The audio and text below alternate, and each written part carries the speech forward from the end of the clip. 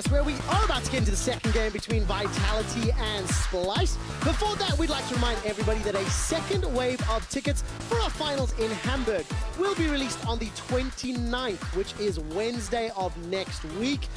Make sure you get your hands on those tickets if you'd still like to join us in Hamburg here in Germany. And as we're getting ready for game 2, Verius, Vitality had side selection. You can see them taking to the stage right now. Vitality picked red side. What has to change in picks and bans, if anything, that could help them bounce back? More engage. Let's try and fight, Vitality. Let's try and see if you can be a bit more proactive on the map. Yes, Lulu, she is really strong as a support. She's very well-rounded, she's safe, but I feel like it's not Hachani. Like, when we think of Hachani, he's like that... Rounded, safe, are not words I associate. Yeah, exactly. When I think of Hachani, I think this is the guy that plays Tahm Kench and goes, I can engage 1v5, and what we've been seeing is, like last week, especially in their series against Origin, the team is more likely to follow up. While he's still maybe as zealous, perhaps the team is a little bit more confident in the fact that they can trust him now. And while arguably, yes, okay, against Origin, it's harder to punish because they are the weaker team. Against Splyce, I feel that given that your back is against the wall, you're already like looking like the significantly weaker team, just throw everything at the wall. Why not see what sticks? Yeah, especially because Vitality, they know they're coming back in summer. They've got that safe spot in 4th. They no longer have an opportunity to get into playoffs. I'm going to have to see what's he got stuck to his head? I don't know what he's got stuck to his head. Wonder Boy. Is that a name badge? That is Wonder Boy. The only problem is you can't read it. If you look in the mirror, it doesn't say what we read. No, it doesn't. Oh, the Wonder Boy. Alfari had a tweet. He wasn't sure about the blind pick cannon, but apparently it gets plus 50 CS in 10 minutes. So Alfari was amazed by the Wonder Boy himself. Yep. And of course, yes, I want to round out that comment about the Lulu. It was first pick for Vitality. And we're on blue side, such high value on that champion. And Hachani and Mickey, their champion pools, they're gonna, maybe we'll get Sion support with all the supports up there. Wouldn't that be great? That would be... No, I don't believe that it will. Karma's still up as well. Tahm Kench, Zyra, Thresh, and Malz. What do you think of these bans so far? Ooh, I think that there's a lot of focus on the supports. I'm sitting there thinking like, okay, so Camille is open, Graves is open, Gragas open, Olaf open. We have literally seen the only same ban that we've seen from game 1 is the Malz ban. Everything else is different so far, which means we're going to see a very different draft phase for both these teams. Yeah, but what gets picked first then? For Splyce, probably Camille, because you can flex it, right? You can flex it both top and bot, and they're saying, no, none of that for you, Mickey. But now Splyce, they can get themselves the Lulu, and that's fine for Mickey, because he's demonstrated that he can play both the playmaking, engage style supports, which is the ones that I prefer to see him on. However, he's demonstrated many a time that he can play the Zyra, he can play the Lulu, he can play more the backside, more peely, more like disengaged styles of support. Okay, but then what does Hachani now play into that? With all of these bans, there's an Ashe lock-in for Vitality, and I know we're getting ahead of ourselves, but... Karma is available. Yeah. You could also go... Ooh, Nami is an option as well. If you have a little bit of sustain to deal with the harassment coming out from the Lulu. And actually, Ashe, Nami is a pretty safe bottom lane overall. But the fact that Graves has been left available... I'm looking at Jace as well. He's actually been up as well. Still pretty strong, even with the... I mean, just in the current metagame, he's still a decent pick that you can go for. We'll see if Senkux wants to play it. For now, though, over and above Gragas, Trashy's going to decide to play Rengar in his hands on the Kitty in the jungle. And it's an Ezreal lock-in for Kobbe. So this will be the 3rd time that Kobbe has played Ezreal. The Splyce currently got a 13 KDA on that champion. They're going to have a lot of safety and really annoying poke with Ezreal Lulu. I think if you want to play for lane, yeah. I mean, you could pick both Karma and Nami. Both are fine. Nami would be better at trading. You'd have more dueling power, but if you go for Karma, you have more wave clear, push, disengage, and I could... Well, we wanted playmaking. I think it's risky, though. It's definitely a bit of a gamble picking both. Why is it a gamble? I mean, because... Bard is usually a pretty good lane bully. He actually does well in trading in terms of early... Actually, I think this can work pretty well. Okay. You also have a lot of engage, which is something that we wanted to see more from for Vitality. The Ashe plus Bard, you can set up for... You can either start with the arrow, follow up with the Tempered Fate as an engage tool, or you can set up with the Tempered Fate, 4-step flash, and then hit with them with an Ashe arrow, right? So you have a lot of mid-game setup. And in terms of early dueling, level 2v2, I kind of want to give it to the Ezreal and the Lulu just because, again, it's very similar playstyle of Ezreal is very strong early on. You put the shield on him, he can run up and trade, but it depends very much on how Hachani utilizes the bard and how aggressively they can play during the laning phase. And whether or not Hachani makes any more mistakes, like we saw in the previous game, that level 1 trade that allowed Splyce's bottom lane to get that advantage. Now, we talked a lot about the duos. Let's look at the rest of the map, as both solo laners need to get locked in for Splyce and Vitality. Shen, Rumble, Syndra are the first bans in phase number 2. Vitality will get the first pick in phase 2 over on red side and the ability to counter pick for one lane. So they might go Vladimir again. There's no reason not. He's a pretty stable, safe mid laner at the moment. And you can blind pick him into most things. So there's no reason not to pick him. That means you can save your top to then get the counter. Ideally, you don't want to pick a matchup that goes so heavily in the favor of Splyce this time around. And if you are Splyce, I think that, again, you can go for the Cassio. Even though Ryze took a couple hits, you could also go for the Ryze as well. I mean, Victor as well, if you want to go the safe route for Splyce. Yes, very true. Yeah, Victor's a good one too. Would it match the team comp? I don't know. Fizz, blind pick. Brave, not brave? I mean, the thing about Fizz is you can flex him, right? So you can actually put him mid and top. Now, Kassadin is a champion I love into Vladimir. I think that it's a really strong pick, simply because you can actually trade pretty effectively early on if you take a couple of extra points in the Null Sphere. And he scales better than Vladimir does. I believe that Kassadin is one of, if not the strongest split pushers in terms of mid lane champions that you can move off into a side lane, and I think that he's going to eventually outscale the Vladimir, and I think that as an answer, it's a great pick. The best thing that you can do, though, is punish it early on, which you actually won't be able to do as effectively with a Graves and a Vlad. Yeah, Graves and Vlad, not the greatest CC to lock down Kassadin. So Senkex may need to overextend to get in any sort of trouble. Renekton was banned in game number 1, and it will be running into this Gragas top lane, which is what I expect from Wonder. Cabochard, you have a carry, you have a lane bully, lane dominant champion. You have support from a high damage jungler as well. Is this the game where Cabochard steps up and hard carries portions of it for Vitality? No traditional frontline tank here for Vitality squad. So, you have early pushing power in mid lane for Nuketoke. You have pushing power in top lane for Cabo, and bottom lane, depending on how you play the laning phase, depending on how the level 1 goes, this bottom lane can be very swingy. It's very back and forth. Both are actually pretty good at trading. It's quite a fun matchup to watch. At least I'm hoping it's a fun matchup, and Steelback just doesn't play scared like he did in game 1. Well, I had to play scared a little bit. The hook threat from Mickey was definitely on point, so cause and effect in those cases. But the big thing for Vitality here is that they have a lot of early game power, they have a lot of early game playmaking potential, and they have more tools in their kit in order to bring the fight to Splyce this time around. Okay, more tools in the kit, if you can survive long enough to use those tools, yes. Right? The previous game was over in just over 23 minutes, the fastest win of the spring split. The Splyce boys definitely brought everything that they had.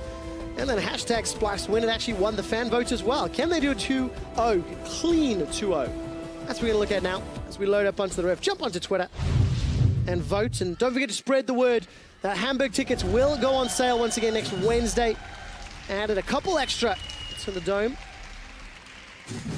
We'll see which teams get there. Quarterfinals locked in now for Splyce. Now it's seeding. Now that's what they're fighting for, right? Yep. Vedis, we talked a little bit earlier about how Splyce is sort of potentially chasing H2K. Now, Splyce and H2K actually play each other next week. Yes. And in terms of series score and game difference, if Splyce beat H2K in a clean 2-0, it will even their series wins and it will even their game difference. And then it depends on the other results. So for Splyce, it's so crucial they get a 2-0 here. And they're going to look to do the same thing to Unicorns of Love, because that's some of the very important things that can help Splyce secure second place. To give a bit of additional context onto that as well, H2K, they've already fought the big dogs. They only have teams below them left to play. So they've got Splyce, Vitality, and Origin. So you would expect things to look in favor of H2K, whereas for Splyce, it's definitely an uphill struggle. But what we've seen over the last 2 weeks is definitely a strong Splyce. And when you look ahead to this Splyce versus H2K matchup, you are actually looking for a fight for the second place spot in Group B. Yeah, and I think that's actually on this Saturday or the Sunday of next week. Also a reminder that week 10 of the EU LCS has a Sunday show, 2 best of 3s that could prove to be extremely important as we close out the season. All right, let's take a look at the starting camps here. Nukeduck and Achani coming to annoy Trashy in the jungle. Those Raptors, I think one of them picked up by Nukeduck and none other. Well, that's good. Denying that experience away from Trashy, along with getting a bit of experience for yourself, will mean that you should be able to get level 2 a little bit before Senkuk's doing the laning phase. And because you're a Vladimir, you already naturally have a push over the Kassadin. Now, I actually want to take an opportunity to talk a little bit more about this mid lane matchup because we haven't seen a Kassadin for a while. And what you'll often see is the trading pattern for Nukeduck, right? So what he'll do is he'll walk up.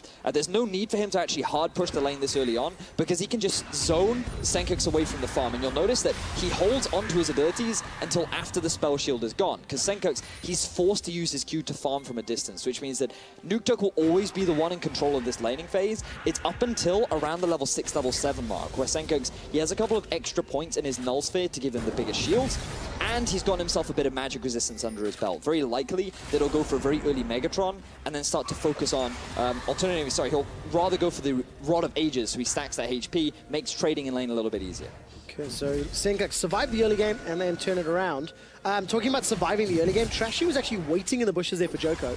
Joker's going to set up for an early tower dive. Ignite goes down. Senkuk's is being burst out. Tower aggro. Nukeduck's going to reset it. Now Joko is going to be the target. It's Nukeduck actually forced to flash. Senkuk survives.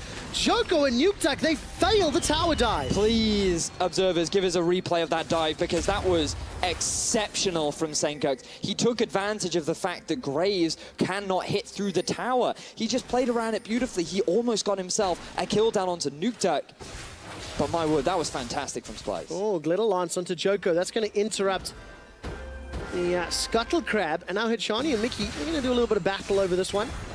Both of them with some empowered autos. Mickey's going to win the extended trade thanks to helper picks. Now remember, we talked about in Champions League that you want to try and shut this Kassadin down as early as possible. If you can put him behind, get that Vladimir even a slight item ahead, then that's going to snowball the lane so very quickly in their favor. But just watch how the dive actually happens, right? Nukeduck, level 3 to level 2. He tanks up the majority of the damage. But look, Joko misses 1 shot, right? He misses 2 shots. He misses 3 shots. He cannot hit Senkuk's because Senkuk's is just abusing the fact that Joko cannot hit through the tower. That was a really good understanding from Senkuk's of how he's able to get away from that dive. Because if that was any other jungler, that would have been a first blood kill for Vitality. Yeah, unfortunately it was Graves. And that means no first blood, no early advantage. Flashes were blown on both sides of the rift for Senkuk's and Nukeduck. And both, mid laners have got tools to escape ganks, Sanguine Pool, and then eventually a couple level time, Senkuk's will have that Rift Walk. But let's take a look at the top lane. Aggressive trading here for Cabo. Actually takes body slam to the face. And Cabo not as big an advantage yet, but he's about to get that dominance. He's about to get some ability to extend his lead. The obnoxious thing about Gragas is because of his natural resistances due to his W. Renekton isn't as oppressive as he is against a lot of other matchups. The wave clear from Gragas is pretty good, and he has a pretty effective trade pattern with the Q into E and then W, and then he just backs off. So you don't fall into such a deficit as a lot of other tanks who can't trade as effectively. But as the game progresses, it will get harder for the Gragas because his base values are good, but he doesn't scale very well with tanky stats. It doesn't. But I mean, the utility provides is yeah, really of valuable, course. Right? He makes up for that in utility, of course. Yeah. We'll find out if Wonder can make those shots count. It feels like every time I start talking, I'm going to change the topic a little bit, Vedius. Yeah, you go ahead. I'm going to change the topic down to the bottom lane. I want to talk about Hachani a little bit. He gave up 2 isolated deaths in that previous game. One of them he was punished for recalling in his jungle. And this is a guy who breathed additional life into Vitality last week. Vitality as a team lacking some leadership and decision-making. That's what he's bringing to the team, and that's what he's going to need to do on this board. I think it's really important as well to identify how much of a difference this guy is between AOD, because when you look at the middle stat, the control wards per game, this guy on average gets about 15, which isn't that different from, well, it's pretty average. low. Yeah, it's pretty low from the league average, whereas AOD, he was getting 25 on average per game. Now, we might not have time for that, as there's a bit of a gank in mid lane. Right, there's no support from Joko, he's still in the jungle. Trashy, just here for support, anticipating a potential dive. Mickey's even come to the mid lane as well. We'll be playing around Hachani in just a moment, down on the mini-map. They really want to kill him. Senkex is the target. No flash, no level 6. Insta-flash from Trashy. Respecting the potential engage, no first blood. Okay, Senkex, he's able to get level 6 now, though, and this is the window with which Vitality have missed. But you can see the big difference in shift in mentality for Vitality between game 1 and game 2. They know in this game, let us shut down the Castin. Let's stop him from getting to that late game point in the early game by giving a big advantage over to Nukeduck. And the plays, the logic behind it is great. The setup has been great from Vitality. It's just small executional outplays from Splyce and a good read from Trashy to always be around and help Senkex through this rough laning phase. Now that he's level 6, he's going to be so much safer. And these dives and these ganks from Vitality become about 10 times harder. Yes, I think that's the truth, especially as Senkex is also going to get his flash available. Oh, very good Cosmic Binding onto Kobe. Steelback's not close enough to continue trading, though. Actually, Hachani walks away worse for win. You know, a difference of 10 control wards per game between Hachani and AOD tells you a lot of difference in terms of vision. And then you can have a follow-up discussion on how well they use that vision. We'll follow that this game. But for Hachani, his forward percentage significantly higher. And that's the amount of time that Hachani spends across the halfway mark with the river. And last week was a great example of how Hachani worked with Joko to invade, set up dives, get vision. But that was against Origin, a team that wasn't aware how to punish or how to play around it. This game, this series, Splyce have demonstrated they really know how. As Wonder just trades ultimates in the top lane. And I think that that's something that we saw a real lack of in game 1, this great synergy between Joko and Hachani, or at the very least, a follow-on to Hachani's aggression. But he was on the Lulu, now he's on the Bard, he has more of an opportunity to do so. So we have to track this. Right now, Hachani has made a few map movements, has been at the deficit now of Steelback, who's now struggling in terms of the laning phase. Kobe and Mickey really taking advantage of that powerful duo in Lulu and Ezreal. And now you can see that Vitality are very well like, there's a possible dive coming up. TP is available for Wonder. We have no idea of where Trashy is. And just look at the vision control in the bot side of Vitality's jungle. Yeah, let's actually see if the observers can toggle onto Splyce vision.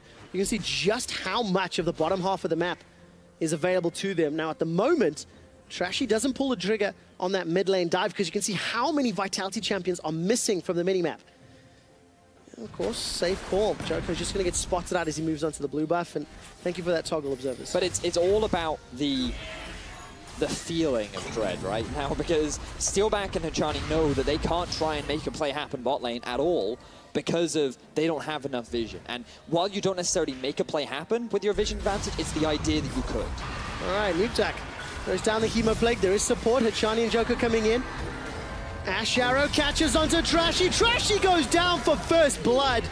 The downtown arrow, that gives Hachani access to Tempered Fate, and that gets the flash from Mickey. Great turnaround for Vitality. The response from Vitality was exactly what they needed to do. The gank comes in from Trashy. All they want to do, if you're Splyce, is just help Senkex go back. If they clear out the mid wave, they can just send the Kassadin back to base. He can get a couple of extra items. And because they have good vision control around the Dragon, if Vitality try to go for the objective, they can. But Vitality saying, no, we're not going to let you push up mid for free. We're going to punish you. We're going to look to try and force a play. And that is exactly what they're able to do. They get themselves the Dragon on top of it. And Vitality already off to a fantastic start. Yeah, first Dragon, first blood. Vitality, a team that don't often get first Dragon in the game. Only 30% of them. Now this is the replay. You can see where, look, Trashy's just coming in. They want to put a bit of hurt down onto Nukeduck. If they can get anything, great, but all they want to do is wave clear. Now Hachani, great binding onto Trashy, sets up nicely for the follow-up arrow from the bottom lane. And this is the communication we were wondering from Vitality. Yep. Where was the setup play? Where was the preemptive planning from Vitality? And in this instance, they saw, oh, we have the vision of Trashy, we saw him coming in, and let us quickly respond and try and punish Splyce. All right, Vitality needs to be A little bit defensive here. Cabo shot slices once, then flashes. Wonders managed to escape. A lot of damage onto Senkax. He rift walks out. Cabo shot survives. A 3-on-1 dive. It's not over yet. Trashy looking to escape, and Nukeduck could cut off the escape path. Nukeduck moving up into the river. Vitality surrounding Splyce. They put down a control ward. Trashy's down. Cabo and Joko get the 2-on-1. The collateral damage keeps Wonder low. Hemo Plague's on cooldown, so Nukeduck needs a few more seconds. Got a flash available, but not much more after that, and Senkax is able to escape with his life. Vitality keep the pressure on. Nothing but praise for Cabochard. For a long time, the comments have always been made, when is he going to play carry champions? When's he going to move away from these tanks? And he does a fantastic job of being able to turn around a 1 versus 3 dive, utilizing his dominance in such an effective manner. Now being able to turn it around into a tier 1 tower in the top lane as well is actually going to give Vitality the gold lead at 12 minutes into this game. Well, Vitality getting that tower is so important for them, extending the lead, giving a lot of gold to Joko, who really could prove to be extremely important for the Vitality composition. Needs to be on the front line with that Vladimir, get some of that burst damage down when Hachani or Steelback set plays up, and good start to the second game. How did Cabo survive this dive? Now watch, he's still holding onto the Dominus. He can see the dive coming in, and then he utilizes it early to build up his Fury to be able to get himself the heal. And it's this big hit onto both Senkax and Trashy, where he gets a heal and forces Senkax to take a chunk of damage that ends up deterring Splyce from being able to successfully get that dive. Dives have not gone very well for either team early on in this game, but then it's the movement from Nukeduck. He sees the dive has already happened, he was able to push up mid, and because there was no flash available for Trashy after that earlier gank that happened mid, he cannot escape. So, good collapse from Vitality. I like the slow-mo on the collateral damage there. Just to see the minion wave getting shredded down. So Cabo, at 12 minutes, he's got himself the Black Cleaver. Joko sitting on Warrior Enchant, as well as the Proto Belt for Nukeduck. So first items kind of completed ahead of the curve. Vitality in a good spot if they want to keep pressuring, and it looks like that's what Joko wants to do. Remember, there's no tower for Wonder to fall back to. He's not exactly overextended, but it's a long way to walk, especially if he's about to run into Joko. And Joko's looking to close off one of the escape paths. Quick draws over, and unfortunately, not enough hard CC to keep Wonder in place. But look, you can see Vitality, they've just pinged out Trashy, they know exactly where he is. They're feeling confident that they can start to set up a bit of deep vision around the top half of Splyce's jungle. They wanted to try and put some damage down onto that tier 2 in the top lane. You can also see the movement from Vitality's bottom around to the mid. They're going to try and take this tower, take advantage of the lack of wave clear from Senkax. Okay, Tempered Fate from Hachani. Sidestep as Senkax gets away from the Enchanted Crystal Arrow. The tower will fall shortly, and Mickey doesn't get stunned down. Hachani holds onto the trigger, and Vitality extend that gold lead. They also take another tower. This all comes back from the knowledge of where Trashy was. They saw him, thanks to this control ward that he's just about to walk over. They saw that he was in the bottom half of his map. They saw that he's gone back to base. That enabled Joko, forcing Wonder underneath his turret. Nukeduck had already started the push early on in mid. The movement then from Steelback and Hachani around to mid lane resulted in a very clean tower take, giving them more control over the map. Yeah, more control and well-executed plays. This is great. It is. This is fantastic. This is what we want to see from Vitality, because the biggest criticism that we had is they didn't come in with a game plan. They didn't seem coordinated. Like, what were these guys even trying to do? But now, this game, they have a very good understanding. They've done a great job of punishing Splyce, and they seem to know what to do with this league. Yeah, and it's just amazing to see the difference in the team. Vitality, who lost in 23 minutes in game 1, the smallest of mistakes was so heavily punished. I mean, look at that, plus 4,000 gold. That's the lead Splyce had in game 1. And it's around 2 and a bit thousand, and 15 minutes in favor of Vitality. Now, let's also give some kudos here. You know, Senkax had a losing lane. Wanda also had a losing lane in the early phases. So Vitality had a team comp that could punish that, and they have done so with great counterplay. And it's important to remember that Splyce still have a great scaling composition. This edge roll will really hit a big spike at around the 20-minute mark. Looks like that what we often see these days is the Trinity Force plus Muramana build. Still up for debate which one he's going for this game, given that he's only completed the Sheen. Senkax is going to take a while. He wants the fully stacked Rod of Ages, plus either an Abyssal Scepter, or he might go for an early Probably not an early Void Staff, depending on what he wants. Wave Clear is valuable. He could go for Luden's Echo or Morellonomicon. He actually has a wealth of options in his build path. Morello actually makes a lot of sense if he wants to go into a side lane against Nuke Duck for the health regeneration that he cuts in half. I deny that.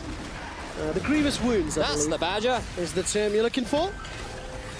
Dragon number 2 here for Vitality. This should be a safe, secure. No one around to contest. I hate to be a Debbie Downer, but I've got some information from our stats team, Venius. The league average in the EU LCS when a team is ahead at 15 minutes is 70%. Okay, so if you have a lead of 15 minutes and you look at all the games, 70% of the time you'll win the game. Wow. For Vitality, when ahead at 15 minutes, their win ratio is 50%. Oof, they have 5 wins and 5 losses. So it's a flip of the coin, you know? We'll see whether or not they're going to land on heads or tails. And I think back, and I think, could that coin be Hachani by any chance? Could it be him flicking that coin, being like, what will happen in today's game, I wonder? What will happen on this invade? Let's figure it out.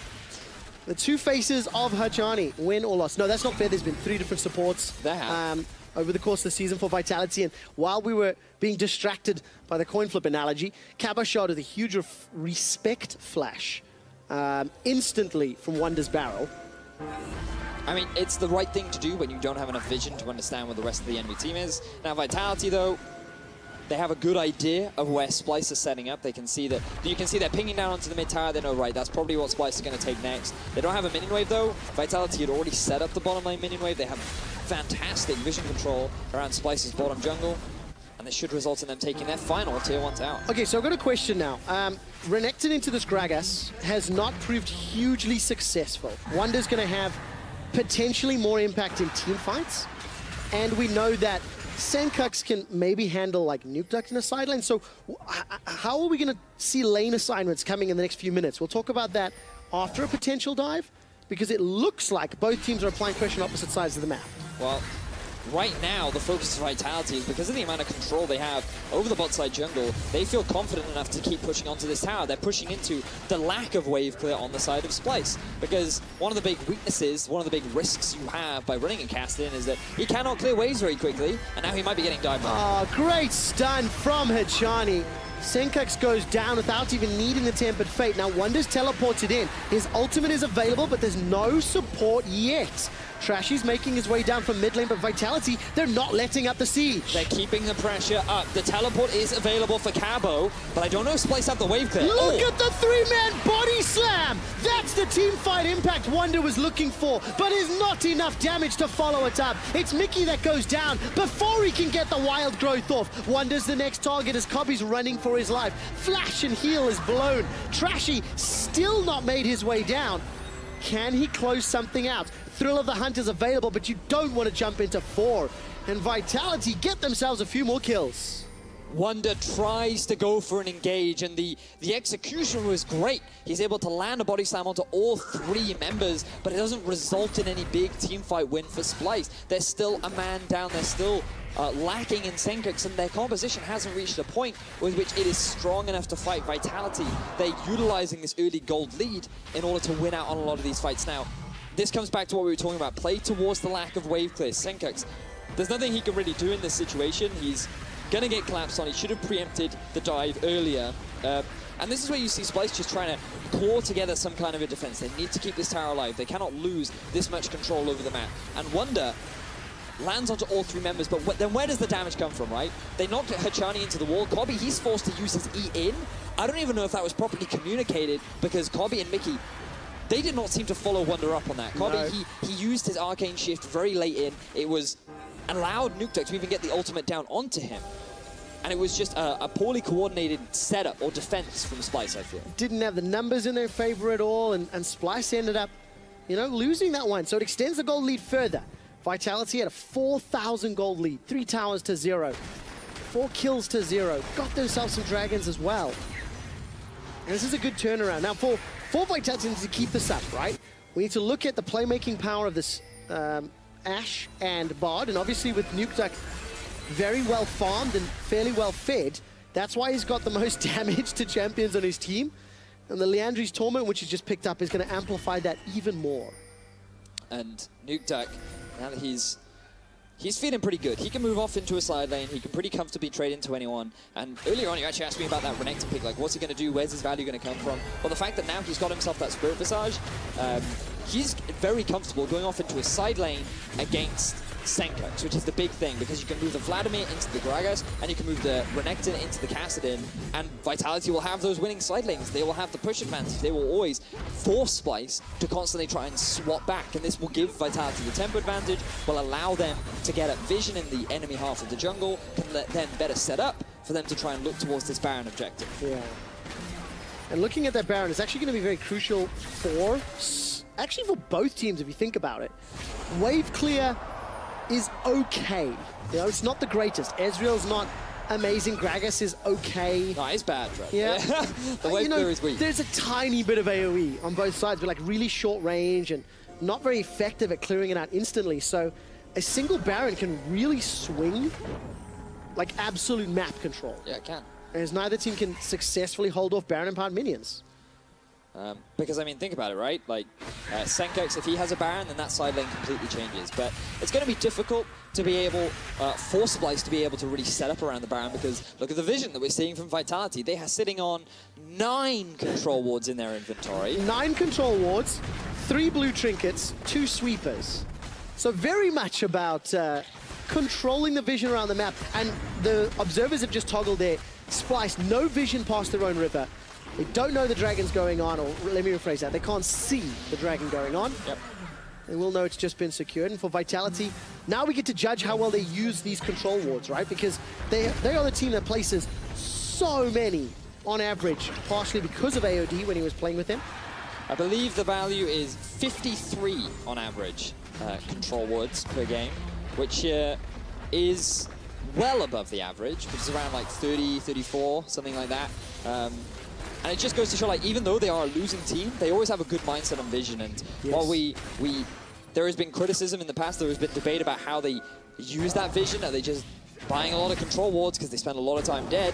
Or are they just not being able to properly defend their own vision? Well, it varies depending on which Vitality show up. Oh, yes. And this game, it's not about being in base with death, because they've got 0 deaths, and they're just trying to extend the vision. There was no real contest over that Brambleback. And Joko, no real support. If you're looking at the mini-map, Vitality starting to play the vision game. Mickey's going to clear out as many wards as he can, because look, it's around Baron. That's going to be the objective. Bring Splyce to you, use that Ashe and that Bard to engage, and then kill Splyce. But remember that Splyce still have a win condition, which is very much that 3-4 item Kobby and the 3-4 item Senkox, right? These guys are powerhouses in the mid to late game. They scale very, very well. And while Ashe will have good scaling, like she definitely has a great impact in the late game, Vlad is very similar. If you give Kassadin and Ezreal this opportunity to come back, especially when you have a Lulu support, this team fighting power of Splyce becomes something that you cannot afford to underestimate. So we want to see now from Vitality what Splyce did in game 1, where they had this advantage. It was just push, push, push, push all the time, always using the vision superiority to stop Splyce, or to stop Vitality from being able to answer. It gave them free objectives, and now Vitality, they just need to pull the trigger. They have so much control. We were already discussing it earlier on around this Baron. Force Splyce to come and check, get that pick, turn it into an objective. And let's follow Hachani or Steel back to start that. To pull the trigger for Vitality, it was Hachani, his leadership, maybe, you know, calling. That was the big improvement last week when he came back over AOD. And that's what I want to see from him. I want to see what level of impact he can have against the number 3 team in the group right now. And Splyce potentially challenging for number 2. If Splyce lose this game, it potentially has huge impacts on that battle for second. And of course, the eventual quarterfinal seed against Misfits. Yep. It becomes a much harder battle, because then the control comes out of your hands. You then need H2K to lose a couple games. Now we see the arrow onto Trashy. There we go. Trashy's going to try to escape with that savagery. The bowler not going to find anyone. And Mickey and Trashy successfully sidestep a very early exhaust from Mickey. Nukeduck didn't even throw down his Hemo Plague. And Vitality, okay, what did they get? A flash and an exhaust from Splyce, as well as True Shot Barrage. Is it enough for Baron? Not safely, I don't think. A lot of engage tools have now been dropped for Vitality. This could be an opportunity for Splyce to say, you know what? Maybe we can go for a fight now. Remember, some of these item spikes we were discussing have now been reached by Splyce. Could have been a window that they're saying, you know what, we're just going to take our time, we're just going to be a little bit more patient. Splyce they're accepting that they are behind right now, and they're just mitigating whatever they can to make sure that Vitality can't get a big enough lead to break into their base. Conceding gracefully without conceding too much. Exactly, yes. You know, playing it safe. If you look down the farm values, pretty much even across the board here. Small differences at 26 minutes into the game, which are not going to prove too substantial. I think for Splyce, it's so important that they do have 2 teleports. You can see Senkax and Wonder continuously have been in this side lane setup, allowing them to secure the farm and the levels that they so desperately need, as well as, in theory, being able to react. Look at this though, pings coming down from Vitality. We wanted them to pull the trigger, and now they're going to do it. Okay, who's going to tank up Baron? Hachani's waiting in the wings. Most of Vitality make their way out. Baron actually knocks up Joko. True Shot Barrage used just for the vision at this point in time. Steelback's also got that Hawk shot to complement all of this vision. Despite all the control wards and the potential to force a play, it's slowed down the game for Vitality. So Vitality expected their Baron clear to actually be a lot faster than it was. When they actually started the Baron, they realized this is not going down quickly. Splyce, they should have the realization that this Baron is going to be started. So we have to disengage. We're taking too much damage. If Splyce getting engaged now, we're going to lose the Baron and we're going to lose the game. This results in all of this vision control that Vitality have set up to now go in the favor of Splyce. They have conceded that entire area of the map because they made a decision. They realized that it was the wrong decision and they had to back out. And that is the best case scenario for them because now they still have a lead. They can still look to fight back for that vision. And the control wards in the inventory is going to help that. Yeah, just a few. It really will. Has he got 3? He's got 3. I think that's overdoing it a little bit, but... 3 more for Hachani, as well as 2 for Joko, 2 for Cabo. We also looked at Wonder down that bottom lane. He'd never really needed to TP up. There wasn't enough shenanigans for him to show his face. And we focused on the Vitality side of the story. Let's look more towards Splyce. How do they break open this game? Vitality are playing around Baron, so Splyce don't want to give that one up. That's the obvious thing to say. The thing is, Splyce are in a pretty cool position where they realize the onus is on Vitality to make the move, right? Because Vitality don't feel confident enough right now that their 1-3-1 will consistently or be strong enough to just break into the base of Splyce, which means that Baron has to be a point with which Vitality have to go for, and Splyce are just waiting for that moment. They're waiting for Vitality to try and make a play happen so that they can get the turnaround and use that as a window for them to get back into the game. All right, reactive play then. Every time I see somebody solo from the Splyce side, I'm waiting for an Ash Arrow or a Bard ultimate.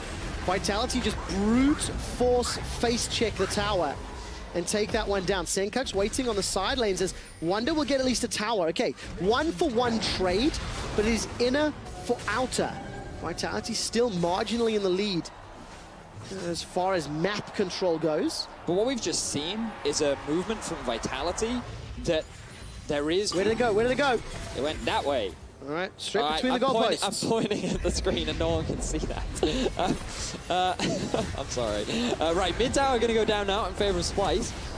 All right, Wonder threatens the body slam engage. Nukta can flash ult, can go over the wall. Tempered Fate only onto the tank, so Splyce might be able to get away. 5-man stack. Nukta does not pull the trigger. Joko flashes to safety as the barrel helps him ever so slightly more. And at the end of the trade, Vitality commit for the tower, but lose 2 on the reply. Now, the reason why Splyce were able to make that play so confidently was because they knew that the arrow was gone from Steelback.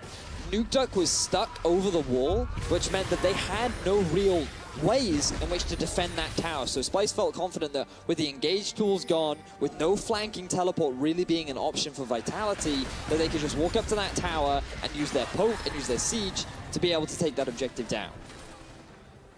Unfortunately, Splyce's reactive team comp helped out, right? We talked about the mobility and how Splyce are waiting for Vitality to make a decision, then Splyce can make a play. Exactly, yes. And they end up prioritizing. You can see the goal differences on your screen.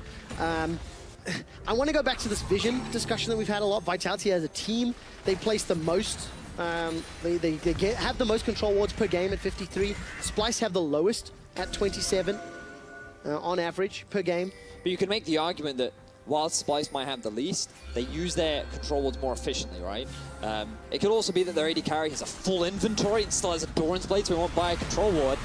But here comes the engage. As we talk about it, Steelback is the man that gets jumped on. Didn't quite see how he was caught out. Trashy's going to trade his life, though. 1 for 1. Senkax flashes away to safety. Now Cabo, with Dominus still on, trying to put the damage down. Kobe and Senkax get out of range of Tempered Fate, and Wonder is being culled down where he stands. The body slam allows enough damage for Kobe to pick up the kill into Cabo. Hachani burns down. It's a double for Kobe's Ezreal. Wonder's looking for another. The barrel not going to be enough to slow Nuke Duck as he tries to proto-belt out. Teleport from Senkax, full HP. Joker's the next target. It's Senkax who gets the kill. Senkax looking for more. Rift walking forward. It's 2-second cooldown at this point. And that's a double for Kassadin. Splyce with the team fight win.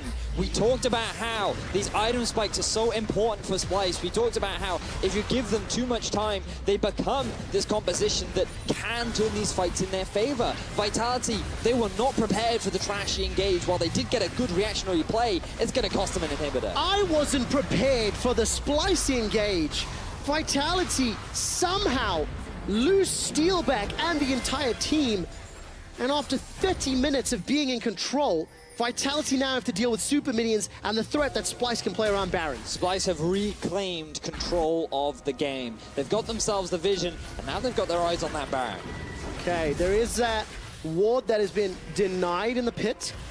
Splyce decide not to touch it. Senkax and Mickey, they're trying to play interference here for Vitality, not letting the Vitality members towards Baron pits, and that's a safe, secure. Just the threat of Senkax alone dissuades Vitality. Great mobility, enabling him to just weave in and out of the vision, preventing Vitality confidently enough to walk up towards that Baron pit, because there's always that risk that all 5 members are just sitting in the bush waiting behind Senkax. So they are not able to walk up to the Baron. Splyce let themselves an objective, and sure, Vitality, yes, you get this 4th dragon. It sets you up nicely for the Elder Drake, but at this point, Splyce, they're not going to give you an opportunity to consider that objective. Absolutely not. It's just too little on the Vitality side, unfortunately.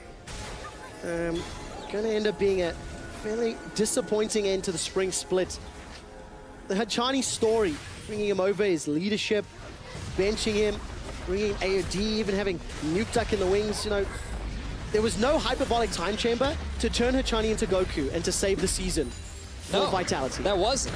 I mean, he took the break. We thought that he would come back stronger, and while he definitely hasn't been the reason for their loss, I just think that Vitality, they've just been a little bit too slow this game. There were so many windows for them to take advantage of. Now, Vitality, they're throwing out the arrows, they're trying to defend, but it's just not enough right now for Vitality. No, it really isn't. Vitality, yes, they've got dragons on their side, but Asher is on finding the target. It's a 3-item Senkax, as well as the Medjai's Soul Stealer. He's got that one up to 6. Senkax, that is rude. Well, why not? You've survived to late game, turned it around, and Wonder with the rest of Splyce now peeling away in the bottom lane. Nuke Duck gets rooted down thanks to the bowler strike from Trashy. This is pressure on all 3 lanes at the same time. This is how you play the split push comp. They're just utilizing Senkax's great mobility to move through the base, and this is going to be all 3 inhibitors down for Splyce. 1, 2, and 3, knocking them over like bowling pins. Nuke Duck goes golden to at least avoid the barrel, and Trashy doesn't get the bowler strike. Nuke Duck is down. Trashy's going lone, forced to retreat. Redemption heals up most of Splyce. Hachani follows thereafter. It's a double kill for Senkax as Trashy gets 1 before Senkax dies. Splyce turn their attention to the Nexus turrets after acing Vitality, and they turn the game around from a 4,000 gold deficit for a clean 2-0 over Vitality.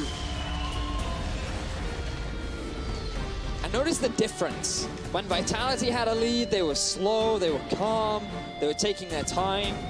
The moment Splyce see a window, they just run straight through the base of Vitality. There was no hesitation from this team. Very similar to how they closed things out in game 1. They took the Baron, and then they went straight for the game.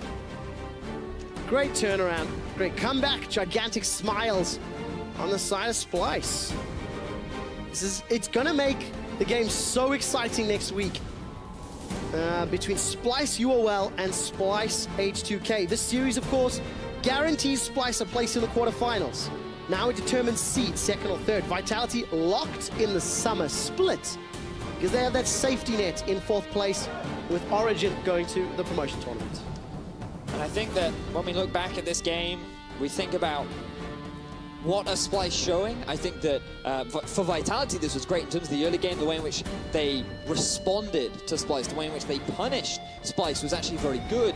But they didn't take advantage of the biggest weakness of Splyce's comp, which was that lack of wave clear. Yeah. We saw them a few times actually group up, push down mid, play towards that Kassadin where they could just very easily break into the base, and then they don't end up doing it. No, unfortunately not. I think some kudos has to be given to Wonder for that Gragas pick as well. Looking at the pick and ban phase, locking the Gragas in, Cabo Shard responded with the Renekton. It was a counter pick, last pick, and it never got going. It never really had the oomph that Vitality needed to control one of those side lanes. Gragas and Kassadin for 30 minutes could farm waves until they were strong enough to win a fight, and then they just won the game. But it was also great patience from Splyce, right? They didn't get too scared about the possibility of a Baron. They always were aware of, okay, this could be an objective that Vitality go for. What's our plan if they do it? They seemed already aware of this, and then they played around it very, very nicely. And I think that that's a good sign. But I think this early game, how quickly they lost that early game when they picked more of a scaling composition is something that they have to be very mindful of, especially when you go up against teams like UOL and H2K, who will very swiftly look to try and get those early game advantages. No, of course it is. And I agree with you in the context of playing against stronger opponents. But when you look at the series as a whole, right, the incredible performance in game one from Splyce. Like, oh, definitely. The clinical textbook punish plays.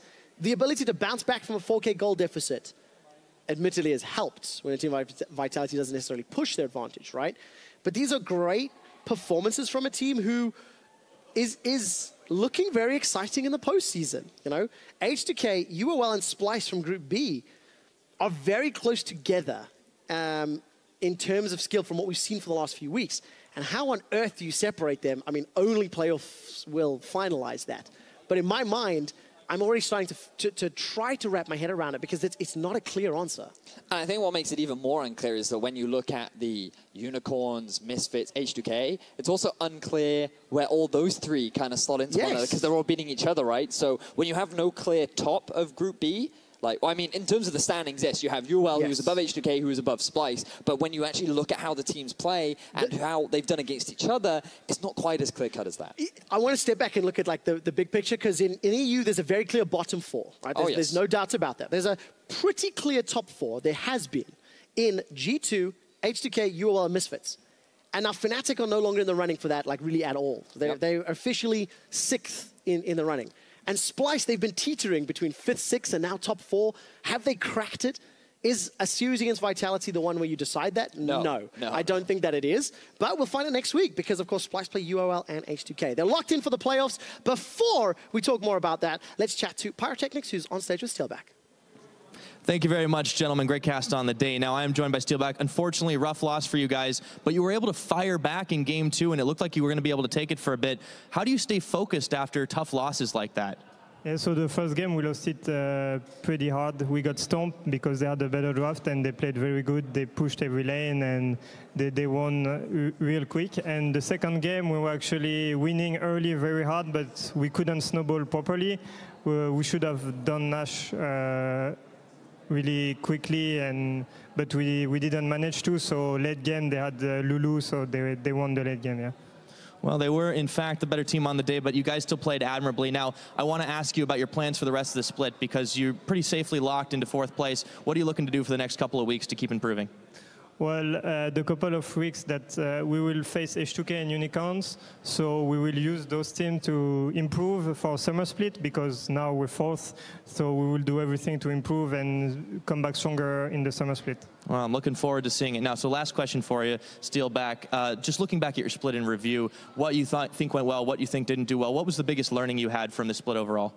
Well, I think the split was hard because we changed a lot the players. We were new, Joko was new too, so we had to get along together. In scrims, we're actually doing pretty well recently, but we don't manage to do it on stage. So it seems like we have a bit of an issue on stage, but I hope we will improve and we will do everything to be a good team in Summer Split. So you're still looking to improve just overall in general, jiving with the team. Do you feel like you just need a little bit more time, or is there something in particular you need to work on? Yeah, I think we need definitely more time. I think we need confidence as well. That's what we're lacking, because I feel we're all good players, but when it comes to stage, we seem like we play scary, and it's one of our main issues right now, and I hope we will get confidence and be a strong team, because we can. Alrighty, so now that we know mostly the teams that are looking ahead to playoffs, who do you think is looking strongest on that side of the spectrum? Well, I think the two strongest teams for me are G2 and H2K from scrims and from seeing them playing, and then I would say like third Unicorns, and then I'm not sure, but I would say that's the top 3 team right there. Alrighty, well, looking forward to seeing it and looking to see how you guys perform throughout the rest of the split and in the summer. Thank you very much once again, Steelback. We're going to go ahead, though, and send it off to the analyst desk. Thank you very much, Pyra. Always happy to hear from Steelback as well. But right now we're joined by Sencox and Mickey from Splyce. The first thing I have to say is congratulations not only on the series win, but you guys are locked in playoffs for quarterfinals, at least Sencox, so that's officially the case is maybe a relief as well. Yeah, I mean, it's nice, but we all expected the win today, and we are kind of still aiming for second and hoping for the tiebreaker and go in our favor. So we'll have to see after next week. We got 2 of the roughest games in our group. So. Yeah, you do. A lot of interesting matches coming up. Let's focus on the matches today first to round that out. Mickey, how do you feel the series went versus Vitality? The first game went pretty smooth, I guess. The second game, we kind of fed the early game really hard. Splyce summer. But we knew the late game is out. We had Kassadin, so if you get level 16, the game is over. The only problem was we didn't have like much Nash control, but I think if they executed better, then they would win. Yeah, if they were debating the Baron properly, I think you guys would have lost. And this was actually some of the early critique that people had against Splyce at the start of the season, where you played this like passive style, mid laners that don't have the push pressure early on, and then kind of the map falls apart. Why did you guys go back to this Kassadin pick? Because it still has the same weaknesses, right, that cost you the games, or were you just comfortable doing it against Vitality? I mean, I think in general it's okay. Like the reason that Kassadin kind of came back last year was also because of that. So picking it into that, I think, is still fine. And you can actually win the lane. You can actually pressure the lane after 6. The problem was this game, like, even though I survived the dives early and like it should be game over, I think, because Rengar was ahead and I was still even. But we kind of did fail dive on top, and then we did a fail execution in mid, so Trashy died, and then Graves got back in the game. And from that point, it was kind of hard to pressure. But I think if we kept even and we were even ahead in the early game, I think the game should have been a lot easier for us. And I think in general we're a lot better at early game now than we were last split, and I also think that we're better at like putting pressure points also around mid. Yeah, definitely. You guys coming back in the games was something we saw a lot from you in summer 2016. What do you think specifically has improved in your early game? And I think in general, me and Trashy's team play as a duo has gotten a lot better. We've worked a lot on it, and then I think Mickey and Trashy has been working on some stuff as well in the early game, and I think that helps a lot when, like, it's really underrated how a support and jungler goes around and finds vision, and it makes you more comfortable as laners as well to play the game, because you almost all the time you know where their jungler is.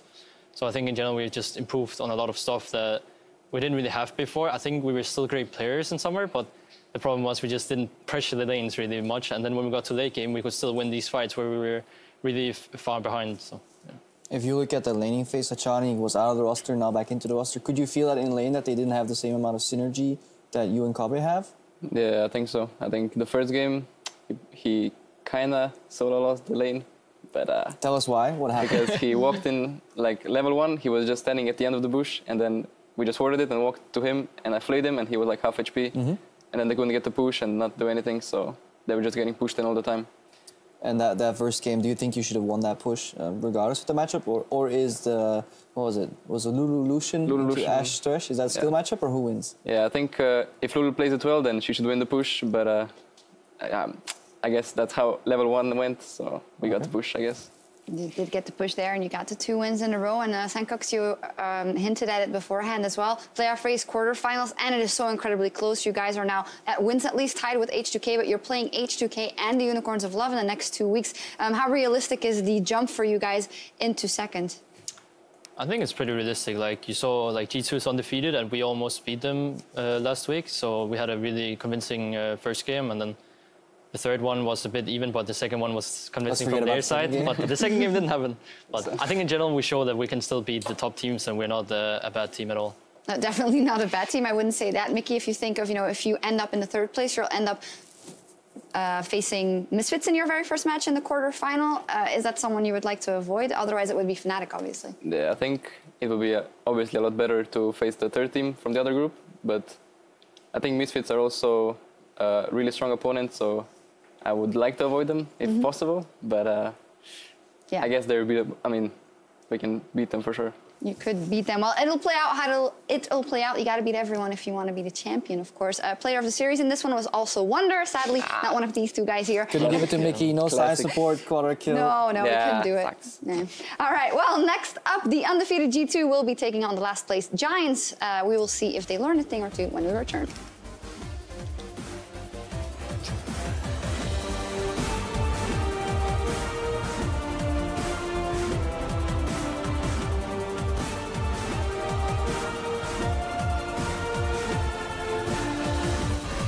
Attack. Goes down the Hemo Plague. There is support. Hachani and Joker coming in. Ash Arrow catches onto Trashy. Trashy goes down for first blood.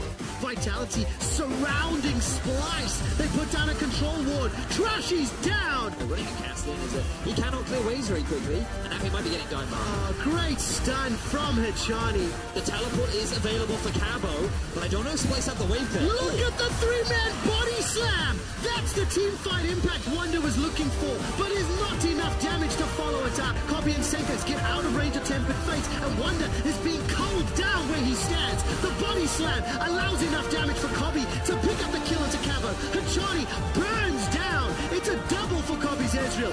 And they turn the game around from a 4,000 gold deficit for a clean 2-0 over